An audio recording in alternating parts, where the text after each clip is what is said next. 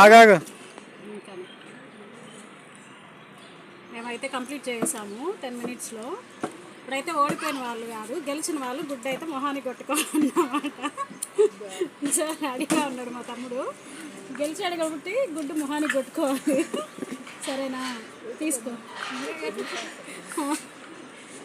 So మన పందెం ప్రకారం ఓడిపోయిన వాళ్ళు గుడ్డు మొహానికి కొట్టుకోవాలి కాబట్టి సో నేనైతే ఇంకా ఆ ఛాలెంజ్కి అయితే రెడీ అవుతున్నాను. ఇప్పుడు time to break the egg అన్నమాట. సో ఫేస్కి అయితే నేను కోడిగుడ్డుని స్ప్లాష్ చేసుకోబోతున్నాను. ఒక్క నిమిషం హ్యాండ్ అంతా వాష్ చేసుకున్న తర్వాత అదైతే నేను మొహానికి కొట్టుకుంటాను. చూస్తున్నాను, దీంట్లో పడుతుందని రేట్ నువ్వే కొట్టు.